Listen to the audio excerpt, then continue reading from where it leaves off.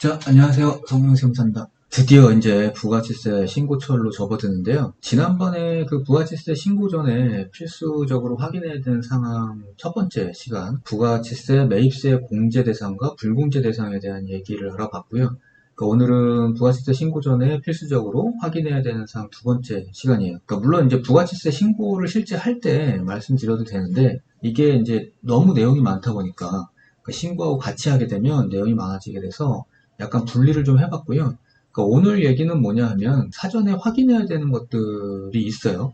그러니까 뭐 증빙도 그렇지만 그 부가세세 신고를 실제로 하다 보면 홈택스에서 이제 신고 도움 서비스 들어가게 되면 나름대로 또 개인별마다 개별마다 확인돼야 되는 리스트들을 제공하거든요.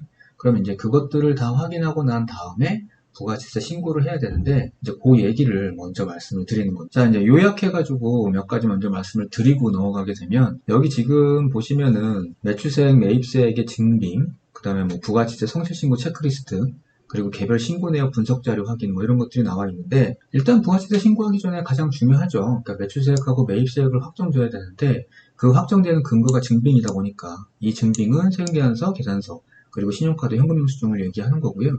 그리고 요거에 대해서 매출세액을 확정 짓고 그 다음에 이제 매입세액을 확정 지어야 부가치세 납부세액이 나오다 보니 요거 확인하는 단계가 일단은 가장 중요하고요. 사업용 신용카드를 홈택스에 등록을 해 놓으셨다 그러면 이제 대부분은 홈택스에서 불러오기나 조회가 가능한데 그렇지 않은 경우도 이제 종종 있으니까 그 부분에 대해서는 미리미리 챙겨 놓으셔야 될 것 같고요.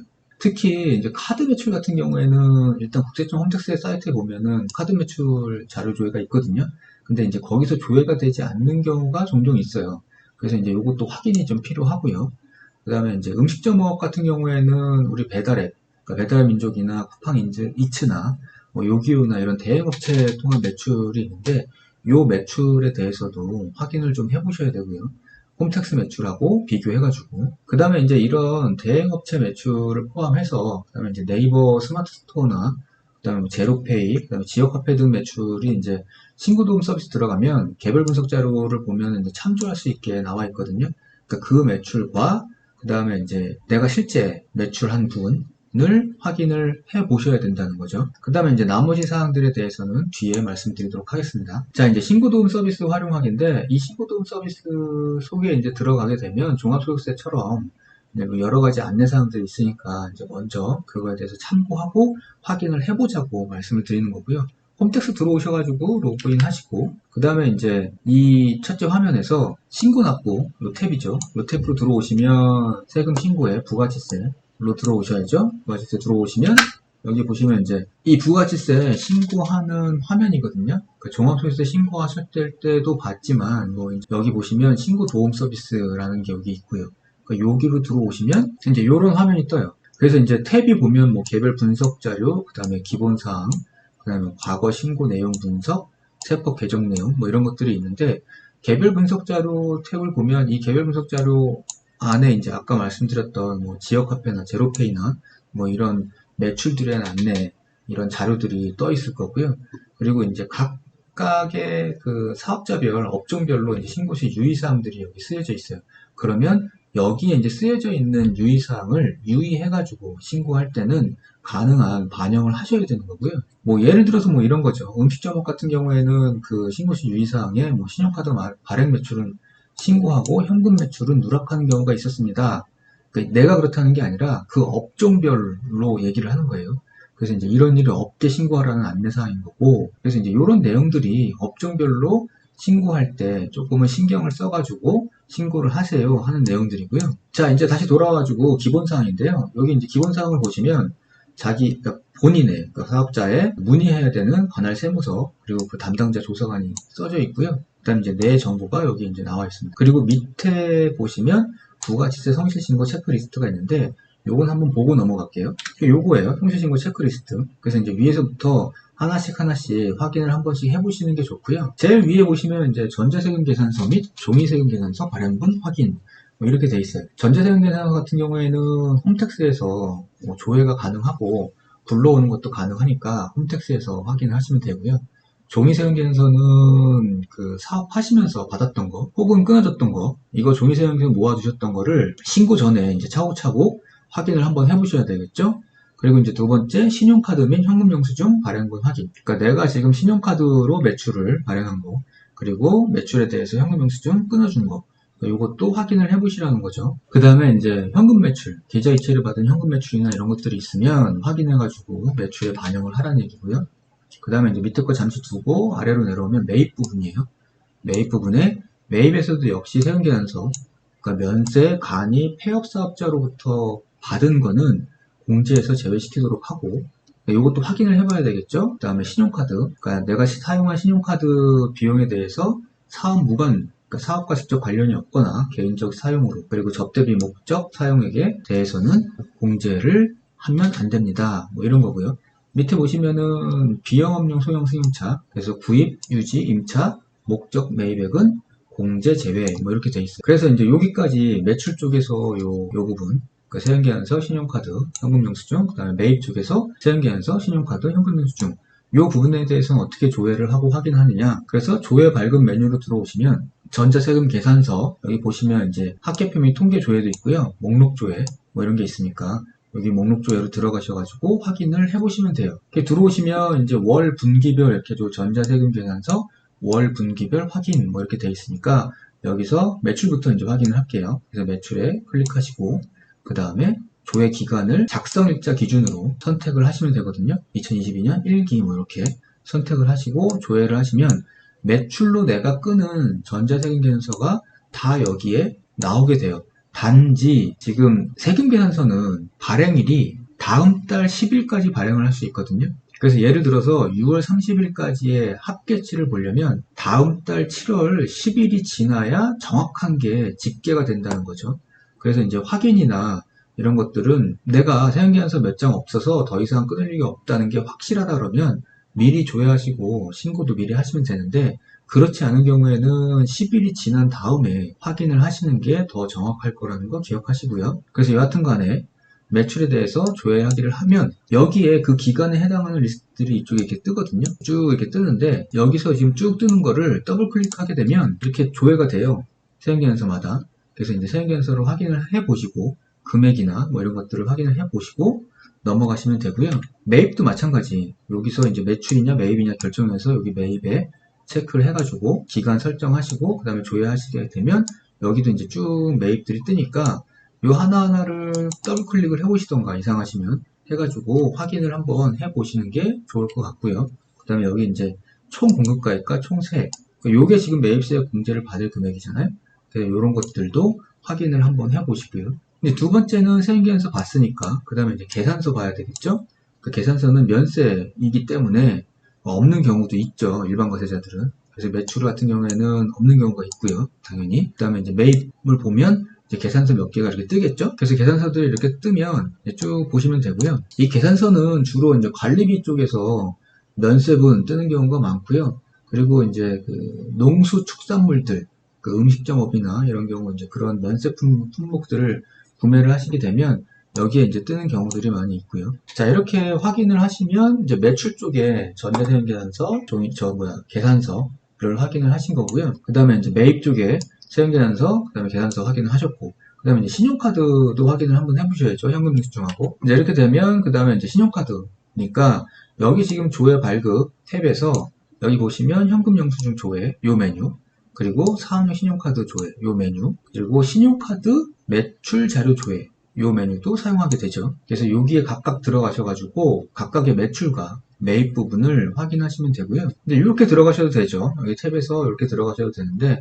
현금 영수증 조회 메뉴 중에 매출은 매출 내역 조회, 그 다음에 이제 매입은 매입 내역 조회 하시면 되고요. 혹시 현금 영수증 매입분의 공제 대상, 불공제 대상을 변경해야 된다 그러면 세액공제 확인 변경 뭐 이런 메뉴 들어가셔가지고 하시면 되고요. 그 다음에 이제 신용카드 매출분에 대한 자료 조회, 그러니까 매출 쪽 신용카드죠. 이 매출 자료 조회를 클릭해서 들어가셔가지고 내 매출 그리고 판매 대행업체 그 대행 앱 관련 매출들을 확인하시면 돼요. 그래서 지금 구세청에 집계되지 않은 신용카드 매출이 있다 그러면 여기서 확인하셔가지고 별도로 카드사 통해가지고 자료 확보를 하시면 되고요. 그리고 아까도 말씀드렸다시피 대행업체 통해서 배달의 민족이나 이런 대행업체 통해가지고 한 매출들에 대해서는 확인을 좀 해보셔가지고 조금 주의 깊게 보셔야 되고요.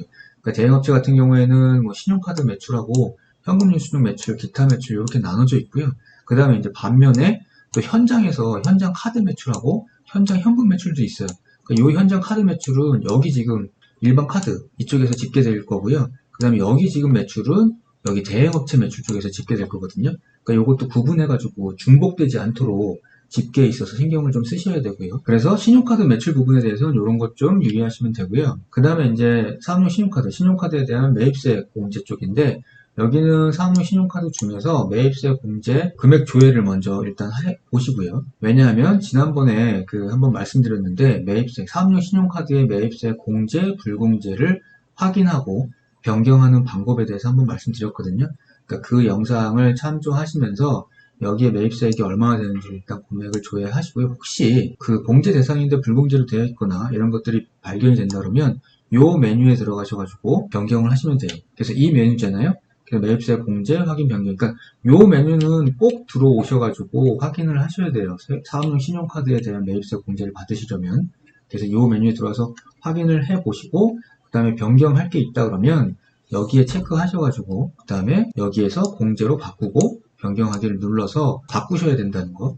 그리고 다 바꾸셨으면 사업용 신용카드 매입세액을 공제 금액을 조회를 한번 해보시고 그러고 나서 다시 이제 돌아오는 거죠. 이제 이렇게 되면 여기서 이제 요만큼, 그 다음에 매입 쪽에서는 이제 요만큼까지 확인이 다 끝났어요. 그 다음에 이제 아랫부분들을 살펴보면 이제 첨부 서류들이 있거든요. 그러니까 특히나 영세일 같은 경우에는 수출 통관 내역이나 뭐 신용장이나 이런 것들에 대해서 그 첨부를 해줘야 돼요. 신고할 때 영세율을 입증하기 위해서. 그래서 이제 그거에 대해서도 서류가 준비됐는지 확인을 해보시고요. 그 다음에 이제 과세 면세 경업사업자 이 부분에 대해서도 확인을 해보셔야 돼요.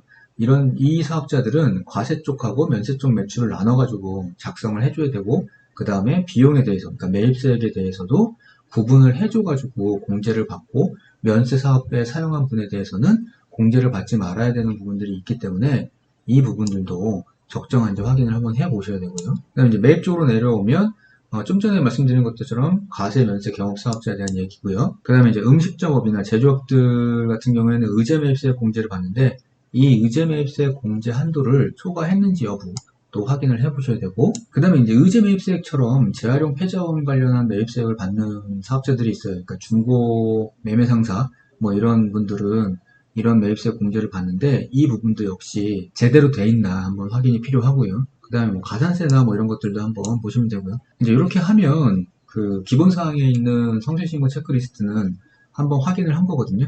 이렇게 해서 확인을 쭉 한번 하시고 나면 이제 다음 탭이에요. 여긴 지금 내가 과거에 신고한 내용을 분석을 해놨어요. 지금은 0으로 해놨지만 첫 번째가 뭐냐 하면 부가율이에요. 부가율이 뭐냐면 매출에서 매입을 뺐을 때 그 나머지거든요.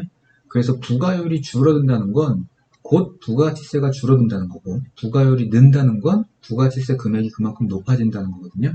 그러니까 이게 지금 부가율을 왜 여기다 이렇게 해놨냐 하면 그 국세청 입장에서는 주의해서 하라는 거예요. 그러니까 네가 지금 부가율이 계속 줄어들면서 부가가치세가 줄고 있는데 납부하는 금액이 이게 실제로 사업이 그런 거냐 아니면 지금 부가가치세를 적게 내기 위해서 속이고 있는 거냐 뭐 이런 것들에 대한 경고사항을 주기 위해서 부가율 추이를 이렇게 해놓는 거고요. 이게 율은 이 부가율 자체는 망가뜨리지 않는 게 좋아요. 그러니까 매출이 줄고 매입이 동시에 줄더라도 부가율은 변동이 없을 수 있거든요. 그래서 이제 가능한 한 부가율 근처에서 물론 뭐 실제로 사업이 매입이 더 많을 수도 있죠. 뭐 어려워졌다거나 아니면 초기거나 그러니까 그런 게 아니라 그러면 일반적으로는 부가율을 웬만하면 지켜주시는 게 좋고요. 그러니까 두 번째는 지금 신용카드 및 현금 영수증 배출 비중 이렇게 되어 있는데 이건 지금 신용카드를 얼마를 사용했냐라는 것보다 현금 매출이 얼마나 있냐라는 거거든요.